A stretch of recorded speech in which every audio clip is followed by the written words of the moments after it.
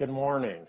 Welcome to another presentation as part of the Montgomery College Summer Professional Development Speaker Series.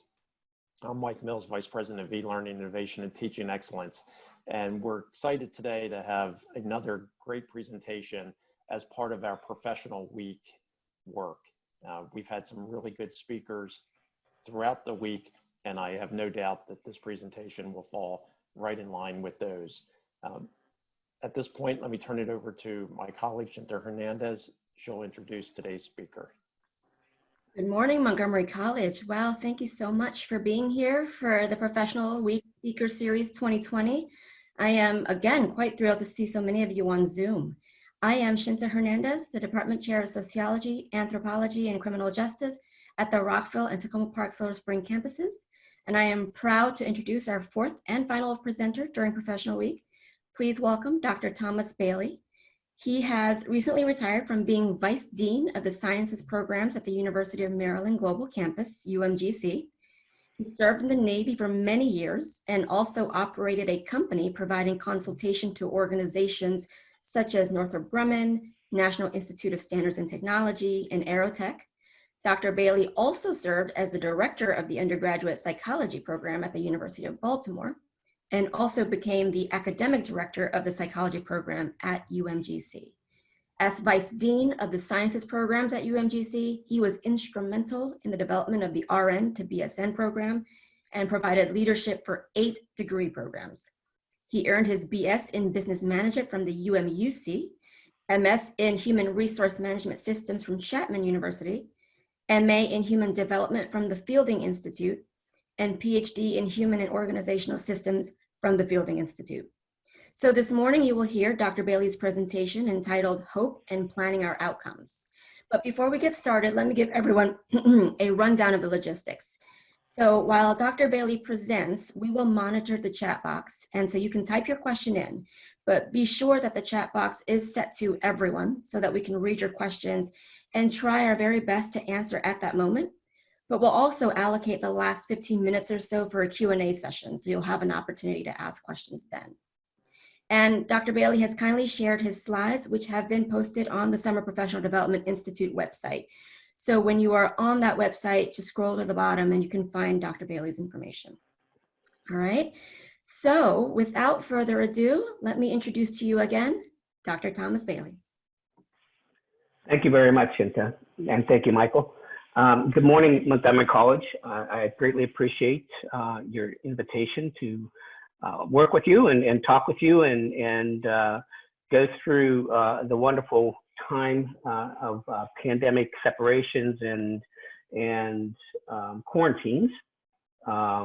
Certainly is a different time for all of us and has given us an opportunity to relook and rethink and determine how we're going to move forward and how we can move forward. And I hope that's what I'll give you today and in our discussion is to give some tools and give some ideas on how not only as ourselves we can look at moving forward, but also help our students to make that movement and look forward. The primary research, or my primary research background is in positive psychology. So what we're going to talk about today is looking at hope. And C.R. Snyder, Rick Snyder, he and I worked together. He was with the University of Kansas in Lawrence, and he developed the hope theory. One of many theories that exist out there, and he and I worked on many aspects of the hope construct. And please bear with me; it's been a long time since I've dealt with slides, so I'm going to have to readjust myself here. As we deal with this, we're entering the 60th day plus. A little pandemic fatigue is starting to set in. We're starting to maybe love the 4 walls that we live in a little less and want to see a little bit more of other walls. or see a little bit more of other folks besides the Zoom feature and function. A little bit of pandemic fugue may be setting in too, where our rote behaviors are accomplishing a lot of things, and then we step back and go, oh, I just did that and I don't even remember doing all of that, or even how did that occur? These times are providing us some significant opportunities to maybe look at how our routines were taking place and how things were operating just normally. As Dr. Linder pointed out, the new normal is upon us. Or at least it's beginning to unfold for us. I suspect that we will continue to experience a shifting normal for quite a period of time, that these shifts, as each day unfolds, we find something new, whether it be a redefinition of the pandemic, a redefinition of testing, a redefinition of dealing with students.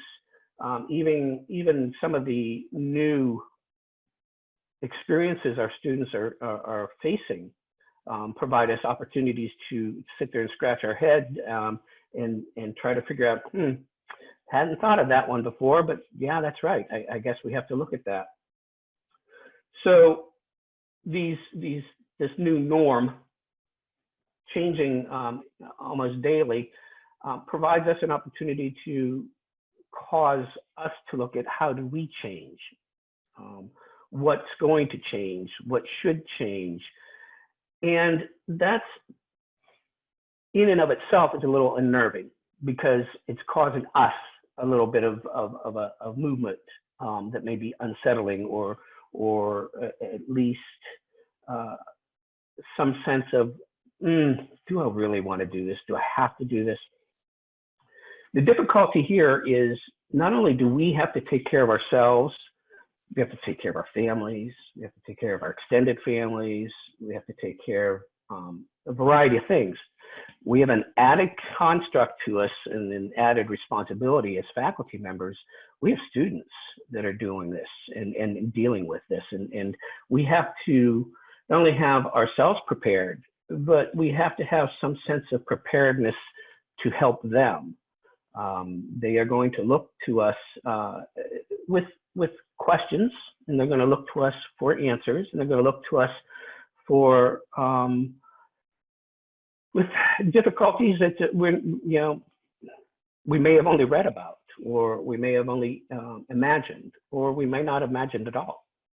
So this causes us an opportunity to look at the change and deal with the change ourselves.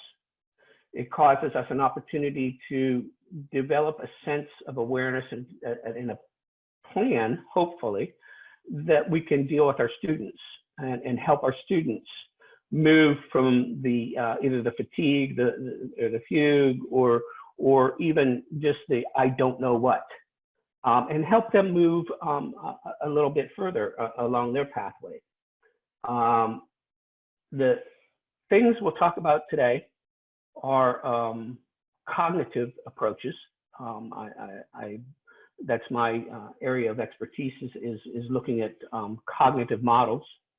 And I do have some models that I've provided for those that, like me, I like to see constructs. I want to visualize the construct so I better understand it. It provides me a little bit of an anchoring for me to understand exactly what's taking place.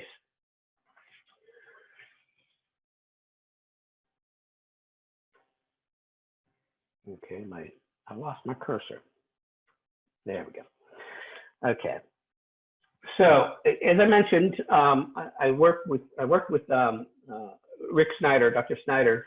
He has since passed, and we worked on the theory of hope, and we looked at hope from two different standpoints. We looked at hope from a trait standpoint and a state standpoint. My focus was more on trait, Fully appreciating and understanding that a state experience does happen, certainly as we are experiencing the current pandemic, a state of hope can shift.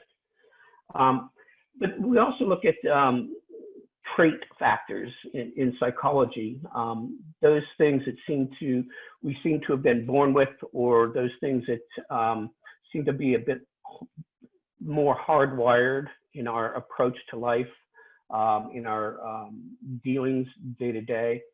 And here on this slide here, we're looking at hope as a function of willpower and way power. Now these are the accumulation of things. The mental component of this, the cognitive engagement within an emotional context, this is a cumulative collection of all the successes and failures that we've experienced. And these provide us a setting for how we make decisions. We collect these artifacts and we refer to them as we go through our day-to-day process in making decisions.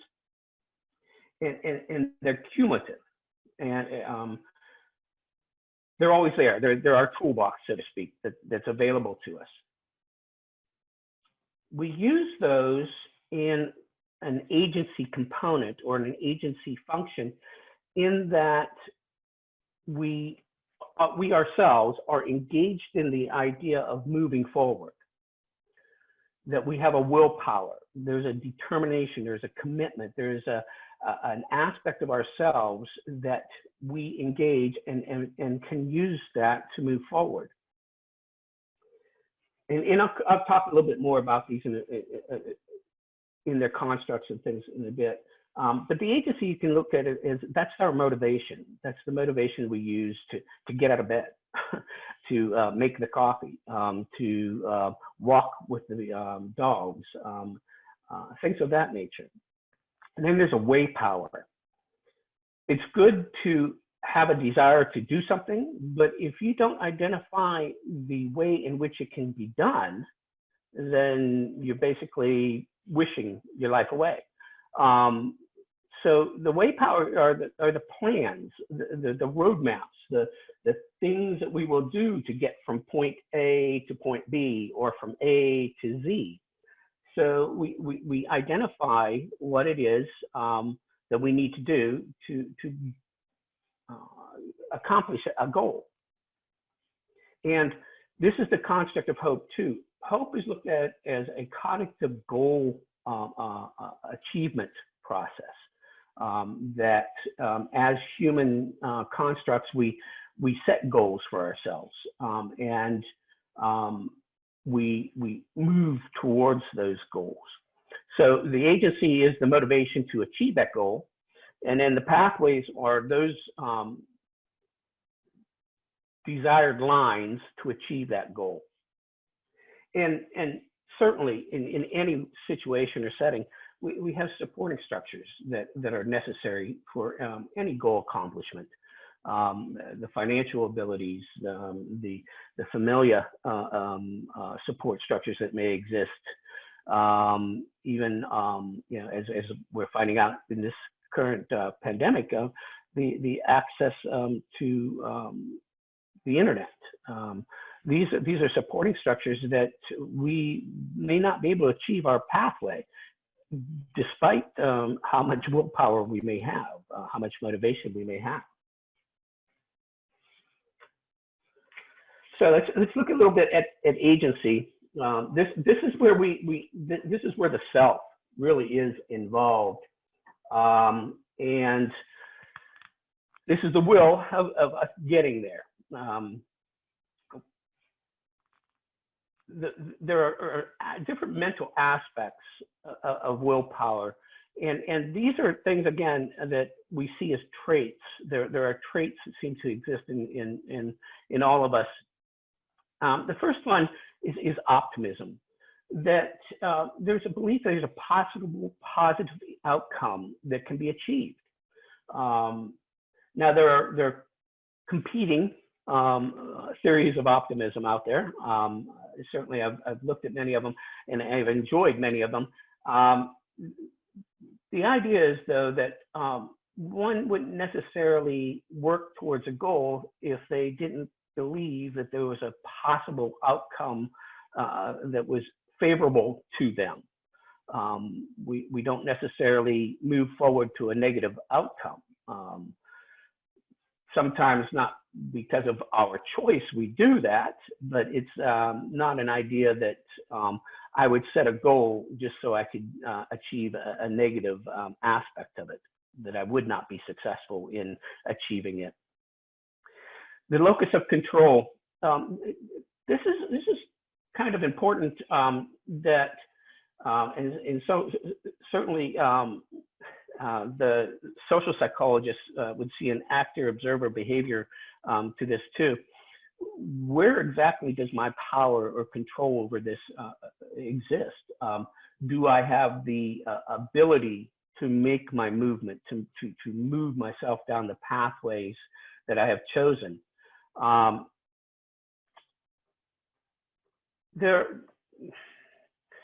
Right now, there's in the pandemic sense, there's a loss of control, or a feeling of a loss of control that exists, or it seems to be manifesting itself, that I'm stuck in my home. Well, not because of me, it's because of something else. So there's a sense of losing one's motivation if I don't have the ability to continue, in the direction that I wanted to go. And this is something that, as an individual, I've had to face and decide, well, yes, I don't have any control about the quarantine process, but I do have control of what I do while I'm quarantined, and what it is that I'm doing while I'm quarantined. So I shift the locus of control based on the context in which I want to look at it. We have the perceived mental ability. Can I do this? I mean, am I able to do these things to get to my goal? That's a very important aspect. Do I have confidence in myself? The self-esteem aspect of existence.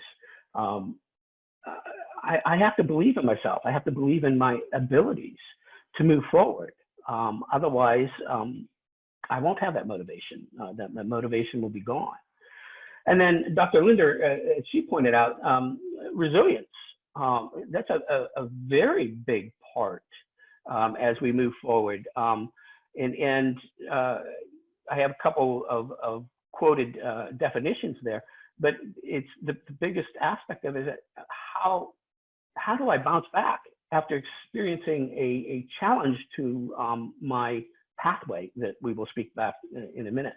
Or how do I bounce back in the loss of control? The locus of control is not me now, it's somebody else. So how do I bounce back from that? Those are things that will continue to provide better motivation, or continue to detract from the motivation that one has in moving forward.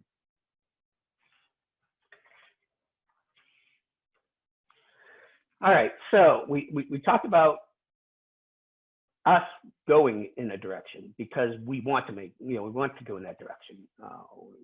We have the belief that we can go in that direction. We have the power, the ability to do that, and I believe I can. Okay, so that's great. Now we need to know, how do we get there? And that is probably, motivation is something that we can deal with quite well, I believe. There are very successful means in which to help people develop motivation and identify motivation. This is the area, though, I find that people have a little stumbling point with. How do they get there? I have a current state. I want to move to a goal state, but to do that, I have to identify what it is I need to do to go there. And I find that a lot of people struggle with this point. And, as far as my students, they struggle with identifying the steps in which one could make that movement.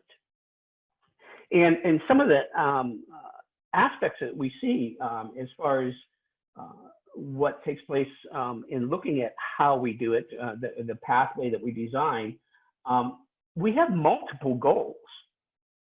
We have goals for our family, we have goals for our profession, we have goals for our personal aspects, we have goals to in our dog training processes.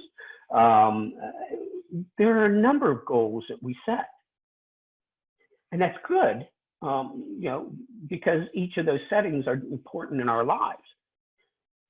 What is probably very important, though, is to identify or prioritize, identify a priority for those goals, prioritize them in a way, in a manner that what cognitive resources you need to devote, and also what materialistic resources you need to devote. It gives, if one can look at a Pareto chart, we look at achieving the goal that is available to us and provides us a little bit of sense of achievement, and providing us greater ideas of accomplishment and greater abilities to see that we can do things. Minimizing the maximum is just the idea of prioritize your goals. Make sure that they're in a logical setting too. The difficulty of goals. So when you set a goal, that's wonderful, but what we found is that it's very, very useful to identify sub-goals. These can be used then as stepping stones. They can be used as points of measure, points of celebration too, in when achieving them. What this does for us also is it gives us a chance to see a sense of accomplishment as we go along, that the end goal is no grandiose idea way out there, that we're actually making movements on this. And this is important here in a second too, because we'll see that the stepping stones will be actually feedback points to the original component of creating a goal. The evaluation, we have to look at these steps, these sub goals, these means of which to achieve a final goal. And can I do these?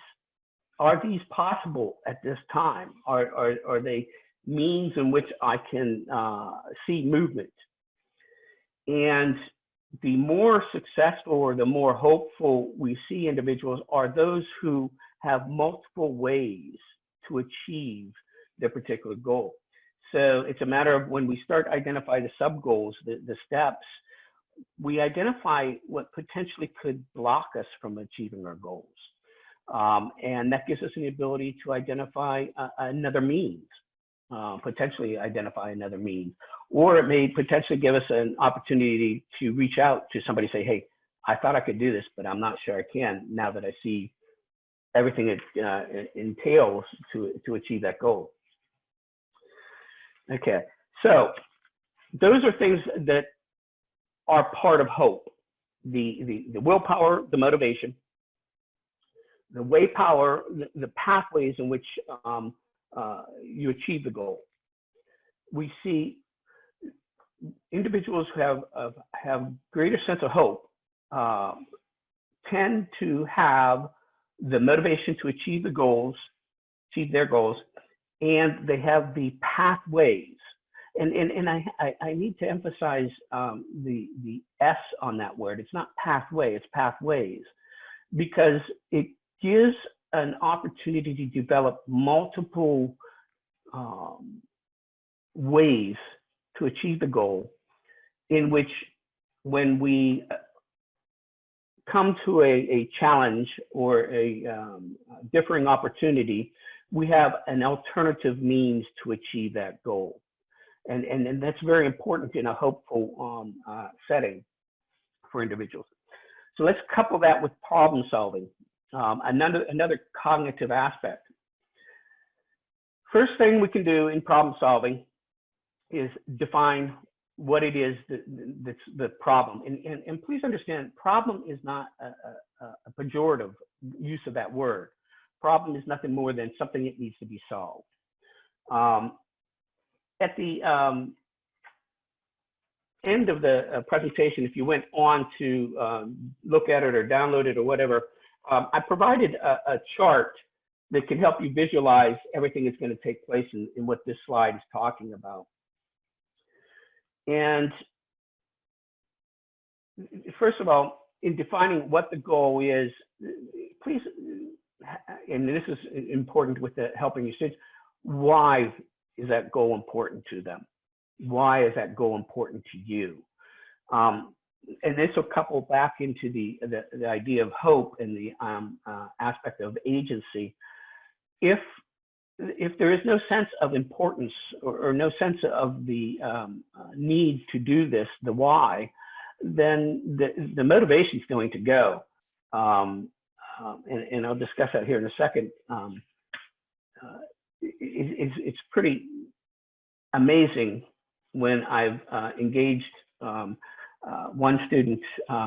She's come up to me, Dr. Bailey, I really want to become like you. I want to become a teacher. I want to become a professor. I said, oh, that's nice. It's good. And my students typically are a little beyond the chronological path that you might see coming out of the high school student process. And so I said, well, that's pretty good. That's pretty nice of you. What exactly do you do now? And I said, you know, she told me, and I said, okay, well, please understand, you know, I make this much money and you make that much money. So why do you want to become a professor? And she looked at me and goes, I don't know now. I thought it was to do this. And so it caused her to sit back and reevaluate the why, of why she chose that goal. So the first step, evaluate and express the current state. Where are you today? What are you doing today? What your financials look like? What do your cognitive abilities look like? You know, looking at evaluations, documents, and things of that nature. This gives you a sense of what it is and how you are planted in the day, and what it is that you're going to have to work with. Internal, external, things of that nature. Then express the goal. And expressing the goal is something that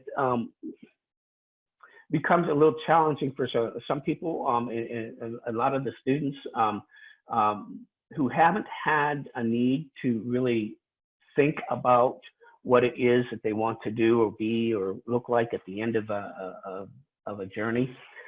So there's a wonderful acronym that I've used for a long time, and it's the SMART acronym.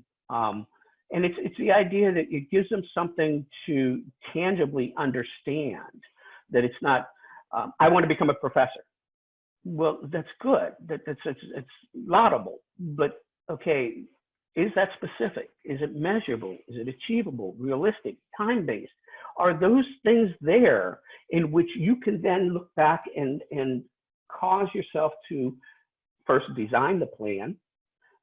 Second of all, make sure you're achieving those things that you want to do to achieve your goal.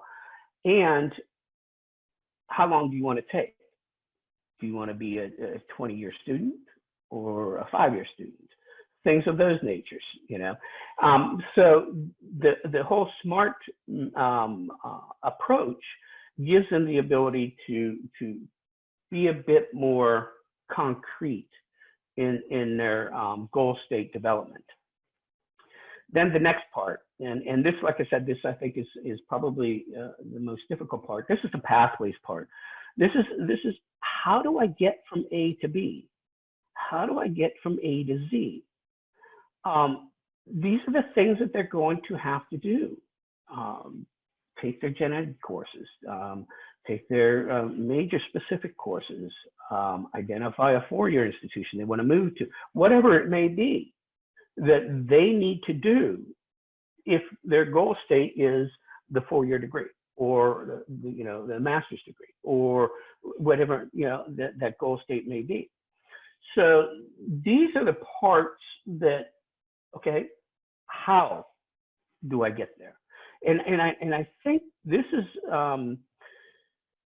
the best part for the faculty is we have the ability to help them figure out how it is they can achieve their goal. We can help them design that solution set, those steps to move from point A to B to C to D to finally Z, or wherever they want to move to. So this is where this hope and problem solving construct come together. The agency is our motivation. It's the willpower to move from our current state, wherever I am today, and move to that goal state and be there. The pathways is how do we do it? It's a matter of what is it I need to do to get there. And if you notice, the current state is the today process, and the goal state is the tomorrow process. Okay. The one thing this model can do for you too, for those of you that watched Dr. Linder's presentation, this should give you a little bit of a framework to work with the values-based and the meaning-infused education that she talked about too. I was when I was listening to it, it's like, oh my gosh, this fits it perfectly. So there's things here that hopefully the four presentations are blending together, that we're providing you an understanding that everything here can mesh together and can work well together. It may be my fantasy of that idea, but it's how I've seen it, at least the presentations that I've seen, the presentation I should see. All right, so let's move this needle along. We have hope, meaning that I have the willpower, I have the agency to make myself move from a current state to a goal state. I have pathways that exist. I have multiple means in which I move from a current state to a goal state. So it's all there. It's all ready to go. Well, welcome to life. Just because you had all that planned out and all that setting there and everything else, a pandemic comes along and boom, well, looks like my current state has changed a bit. All right, so current states can move. First of all, it can move significantly because life just occurred and now caused the current state to be quite a different construct than what it was just yesterday. The other aspect of current state moving is as you are moving, doing the solution sets to move from the current state to the goal state, one would hope that when you've achieved one of those sub goals or that solution set, that your current state is no longer what it was. That only makes sense. Why would I, design a sub goal or a solution set that didn't cause me to change a little bit, however it may be. So that current state is going to change constantly as you continue to achieve these steps, these solution sets. That's good because that's what you wanted, but that also causes you to potentially look at and create a periodic review so that you ensure that the solution set is still appropriate based on your current state, because the current state's moved. Okay. So this is a time to reflect, a time to better understand today is different than yesterday. All right, is the solution set I designed still appropriate? Are there different steps I need to add? Are there different sub-goals that I need to add now too? So the current state moves. Goal states change too. How many people went through college and changed their majors multiple times? We watched CSI. Oh my gosh, I've got to be one of those. Goal states are going to change. We may have taken a course in something new and said, oh my gosh, no, that's really what I wanted to do. A pandemic comes along and causes me to totally redesign and reconstruct what I want to do when I'm done with this. The first responders, the name first responders kind of altered a little bit, and our heroes are now on the front line. Our nurses, our doctors, the various people who are taking care of us. That may cause my goal to change. Well, okay, that means you got to sit down and reevaluate, redo the current state, redo the goal state. There's another problem or another component to goal states, and for those of us who have completed our master's thesis or our dissertations, my dissertation chair was one of the first ones that approached me and told me, he said, pick a research effort that you want to live with, because it's going to be a long time in living with that, research topic. This is a difficulty with goal states in a large goal state, in that they're going to live with that for a very long time. And living with that for a very long time, it can become monotonous. It can become tedious. It can become, oh my gosh, when am I ever going to achieve this? So this is, again, where I'll go back to the idea, build solution sets as stepping stones, build those as a part and parcel of achievement aspects. The other thing that happens in a goal state and why it might change is extended exposure to negative settings can affect motivation and can start to affect the sense of the self-esteem and the confidence, the self-confidence.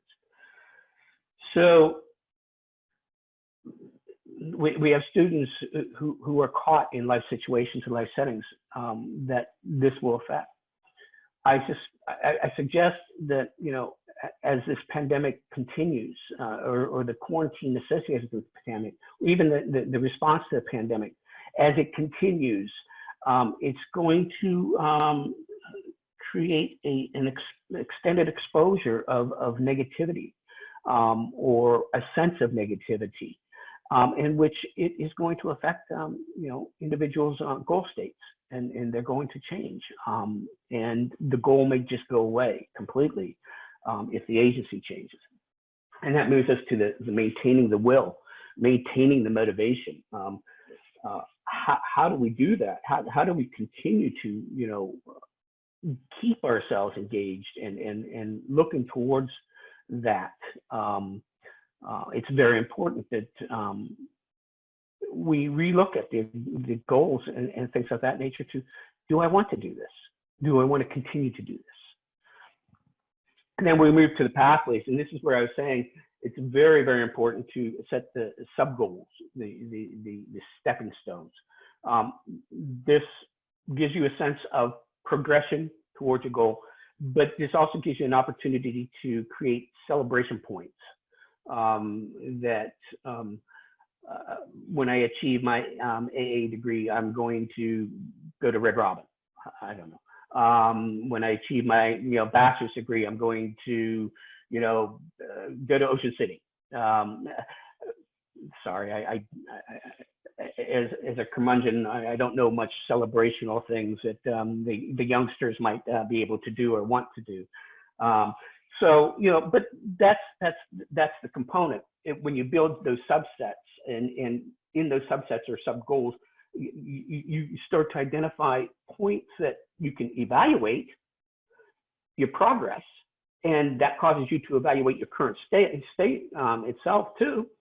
But it also gives you an opportunity. Okay, that part's done. Wow, you did good. So that builds on that agency. It builds on that motivation. And resilience. I'm sorry. Those individuals who don't have the ability to bounce back are going to be very challenged for the very long future, I believe. The pandemic is not anywhere close to being done. That which is new is not anywhere close to being identified as being new.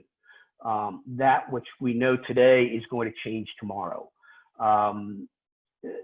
These are things that we're just going to have to become aware of and become accepting of. That the new norm is really nothing more than the ability to adjust. That we are going to have a game plan that causes us to shift, or gives us the ability, not causes, but gives us an ability to shift. This is where the multiple pathways are necessary, so that when we experience a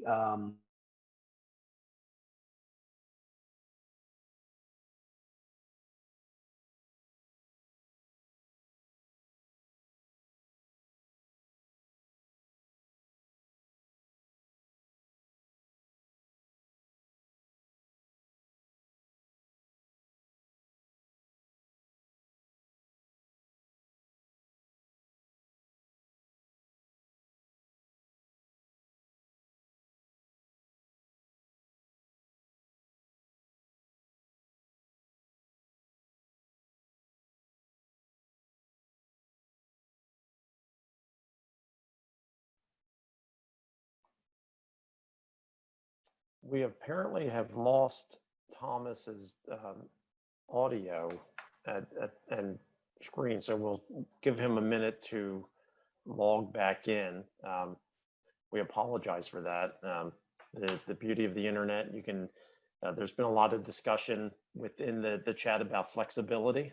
And I think this is a perfect example of the need for that flexibility, because both our students and our faculty certainly run into these technological issues from time to time. So we will be back with him in just a second. Thank you.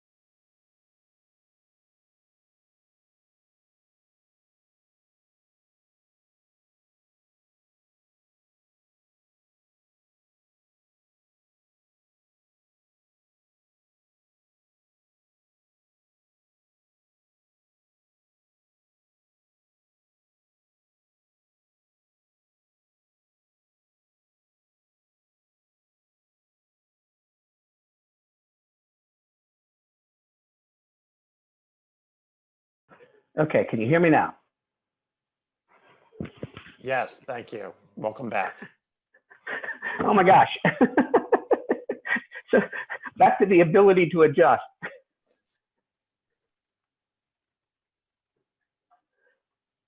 So let me make you the co-host again, and you can share your screen back to where you were. There you go. I'm not sure I can share my screen because I'm on a different device right now. Okay. So this might be a good time. I don't know how many more slides you had. I basically I was about to wrap up. That was leading right into the questions and reflections slide. So we can move right to that, and I can do some fill in and whatever is needed. That. Okay, great. And we'll post the slides on our website, and we'll turn it over for some questions at this point. Okay. So I've been keeping track of questions, and there are plenty of very, very good questions. And I just want to tell everybody in the audience that we will certainly try our best to ask and answer all of the questions, but if we don't, we will review the chat log, and questions that don't get asked today, we can hand them over to Dr. Bailey, and he can help us address those. So Dr. Bailey, as I was writing down these questions, I tried to group them into themes so that it's a little bit easier and more manageable to ask. So the first set of questions that we want to ask you have to do with the willpower and way power. So what happens when willpower and way power of faculty are not in concert with that of students? And then how would you be able to tell whether there is not that consistency? Well, first of all, I hope you all realize that that whole resilience aspect here is in play. The ability to bounce back after losing one device and move to another device. I had pathways set up in which I had 2 devices available. Yeah. Though, and I suspect this is an experience that we have a lot of times, in that the faculty expectations of the students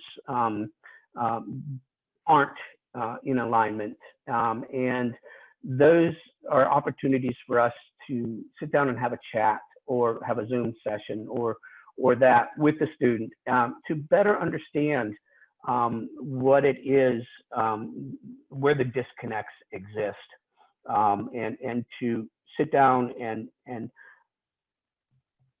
we may learn something very, very novel to the situation that we didn't know before, that the students may not entirely have understood what the faculty's position was, and the faculty may not have understood the students' realities are.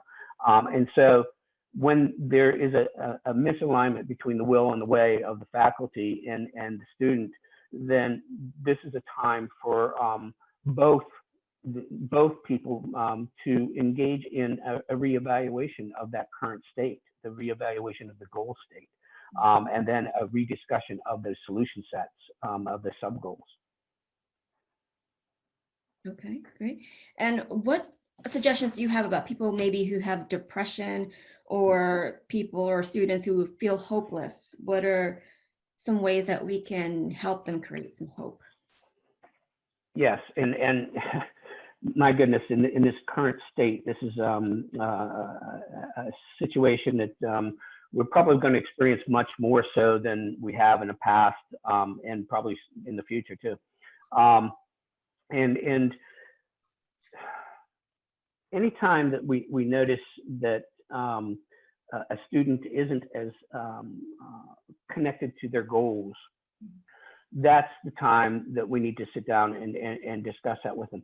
If we identify that there's a component of a mental health issue, then we need to provide them the access to the resources they need to address those particular components.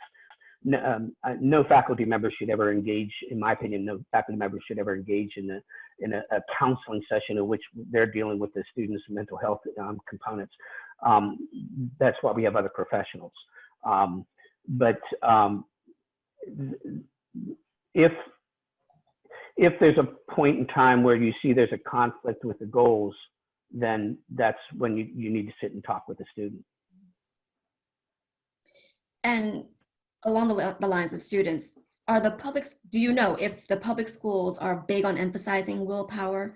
And should we, as a system, public school system, have program entrepreneurship at the high school level or even at the middle school level? I wouldn't argue that at all. Marty Seligman is a big proponent of pushing positive psychology into the school systems and the educational systems, in which we do help students to identify cognitive means in which to move their lives, and certainly to address the aspects of hope, optimism, and things of that nature. I don't want to say that, yeah, we should push it upon the community college to do it. I don't want to say that we should push it upon the four-year institution to do it. It's a matter of, I think, that we could also do it at home. We could also start to practice it in our home, in our ways that we do things now. And I find that, when we model behavior, we typically have a better response to people looking at that behavior and saying, that's something I want to do too. And I'm seeing in the chat box a couple of comments to address that some schools are already doing it. Some schools are doing it in their health class. So that's good. And another comment saying that perhaps maybe counselors should not be the only resource, that other parties involved in the students' lives can serve as a positive resource for these students. Yeah, and it certainly is a component. Once they hit 18, though, they take on a different legal status. Whereas when we're K through 12, then we have the ability to engage in parental aspects. Once that magic little switch gets turned at 18, then we have to deal with the individual on an individual basis. So yes, I agree. It's not just a counselor. I suggest though that we are kind of constrained when we deal with the age of the individual. Mm-hmm. Mm-hmm. Now, Dr. Bailey, you had mentioned more broadly what we could do for students. And then earlier you had mentioned about a student who said she wanted to be an instructor or professor. There's a particular question here that asks, can you particularly share a personal story where you had a student who struggled with self-motivation and admitted it? And how did you help that student? Is there such a scenario? Oh, yeah. It's almost, unfortunately, it almost seems like it's, each semester I come across a student that is experiencing motivational aspects. The one situation that I dealt with more specifically that's really readily in my mind was a young lady, first time college family setting, first one in college, first one going to be earning her degree, single parent, all the various components that could potentially detract or potentially create an attenuating process to the motivational factor were well in place. What we did was we talked it through. We broke that solution set down to more detailed components of things that she could do. And once we identified that, and once she could see that, oh, she's accomplishing things, the confidence build happened. The self-esteem build started to happen. And then there was my really big aha takeaway from that was not only did it take place in the classroom with me, she started to relate how things were changing at home and how dealing with her, children were significantly different now. And things were starting to move in a direction that she did not see as an avenue, previously. So it was a matter of working through the day-to-day stuff and sitting down and just looking at it. And that's where I say that I experience a lot of difficulties, or that people don't know how to design those solution sets. And then when they design the solution sets, they design them so grandiose that, oh my gosh, I got a C or I got a D on that, and I needed a C to pass, and oh, this just upsets the apple cart, and I'm that's it, I'm done, I'm out of here. So start to break that down more granular, and start to break it down to where you can see progress and things of that nature. Yeah, very, very good advice. And speaking of solution set, there was a comment that said, this person appreciated the diagram you showed because that's a similar problem solving method that is used in general chemistry. And then another colleague said it's also a similar thing that they use in the arts. So I certainly very much appreciate your presentation being so applicable to so many of our disciplines. Well, and that's a problem solution set that I teach in Psych 100, Introductory Psych. It's a cognitive problem solving component that is applicable to me getting up in the morning and going, okay, well, I want to fix the faucet. Okay, what do I got to do all to get that done and everything else? So it's just a matter of how, and that's another thing that when people hear the word problem, they immediately put a pejorative evaluation to it. And problem is not a pejorative sense. It's just something that needs to be solved. Exactly. And even I see a lot more disciplines putting themselves on the chat box. And someone even said that this reminds them of gamification, the strategy behind even video games. Most certainly. Yeah. The next set of questions here is more related to the current state versus the goal state that you had talked about more recently. So how do we handle the potential conflicts between the concepts of flexibility and academic structure? What's that balance? Yeah, certainly. And I suggest or suspect that this is more associated with moving from a face-to-face model to an online model too, and in which there has to be some flexibility now, but yet we have to have some integrity to the to the assignment, to the whatever. So there's some accountability there, and and some rigor and structure. Hey, I get that. Yeah, and this is where the creativity of our sense of being a faculty member has to step in. What is it really that you're trying to achieve? What is it you're trying? What is your goal state for that student? What is the goal state for that assignment? Okay. Once you identify the goal state of it, okay, identify alternative pathways to achieve that goal state. That's the component of being integrating the flexibility, but yet retaining the sense of control and accountability and rigor in the actual activities that exist. Absolutely. And this is, you had said this and I wrote it down because I thought this is very much a profound statement applicable to all of us. The new norm is that ability to adjust, that we are being given this ability to shift.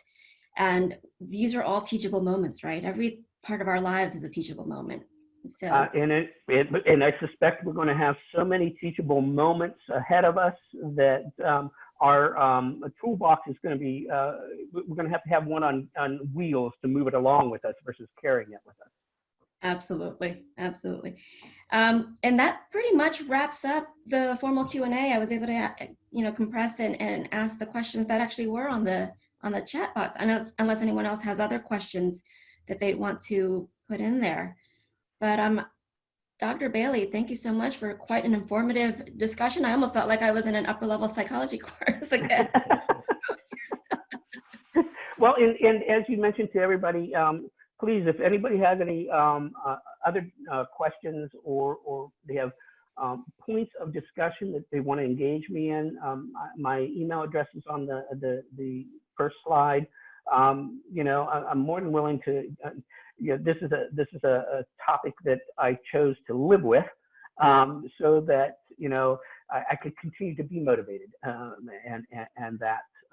So if there are more discussion moments or more questions, I'm more than willing to contact me about them. I actually have one more question, and I think this is very, very interesting. It's almost like the opposite of what we had asked earlier. So how do you go beyond the natural barriers that some students may have set up without violating their privacy? Because there are students who are going to say, well, no, I'm okay, I don't need help. Yeah, and that's rightfully so. We design our lives to be as transparent or as shielded as we want and need to be, and certainly you can't force someone to disclose. And sometimes there's within psychology and all teaching professions, there are some things that they disclose we're required to report them. So you know, there's a fine line. There is a balancing point in which, and unfortunately, there are some faculty I've dealt with and worked with that didn't know what that fine line was, and they crossed it, and it created a whole new set of opportunities of learning for me. But my suggestion is, what is it you're willing to disclose of yourself that you would be wanting to ask of others? Are you willing to disclose your tax form to them? Are you willing to disclose you know, your home life? So if you're not willing to disclose that to them, then why ask them about that too? And not to pressure them to discuss or disclose or things of that nature. It's a matter of, you know, let's talk about the solution set. And, you know, what's funny is when we start talking about this realistic thing in front of us, sometimes we start talking about things that are back here too. There's no need to pointedly ask anybody about anything. Sometimes it just manifests itself in a normal discussion. Yeah, absolutely. And I appreciate that you had connected this presentation with Dr. Katie Linder's keynote presentation on Monday, because something that you just said reminded me of a comment that someone in that presentation said, which is, it certainly does help, although this is not the only solution, but it certainly does help if a faculty member can relate to their students, whether that just means being a lot more open and approachable, or if that means that you share some categories with them that are quite similar, first generation status, maybe having grown up in poverty, that sort of thing. So I appreciate your ability to link the two presentations, so thank you. Welcome. Before we officially wrap up and before I hand this over to Dr. Mills and Dr. Rye, Dr. Bailey, do you have any concluding remarks for us? You know, this, if anything, the pandemic that has occurred probably has provided every single person an opportunity to do some reflection. That reflection is going to be very, very important as we move forward. The new norm, that's not even definable. It's going to be a concept that just exists out there. Will we like the new norm? Maybe it's idea that there is no such thing as normal. That it just exists as it exists, and we deal with it. And the resilient component of ourselves is that we're able to bounce back from any challenge that may occur. But it's also in designing those responses to those challenges and designing our solution sets, keep in mind that you need to be there for your students too. They are struggling, you know, just as much as us. If not more so, because we have achieved some things that they are trying to achieve. Take your shoes off, put their shoes on, walk a little bit, and see if maybe, you know, the shoestrings need to be loosened up a bit. And that's, you know, the thing I say is, you know, this if anything, this has caused us to a wonderful opportunity to, what the heck were we doing? Were we doing it right? I don't know. Let's maybe look at doing something different. Well, thank you for those words. All right, so I'm going to turn it over to Dr. Mills. All right, thanks. And Dr. Bailey, thank you for a wonderful presentation. I love the bookend approach. If those who were in attendance for Dr. Linder, she talked about the trauma that our students have gone through, the trauma that our faculty and staff have gone through.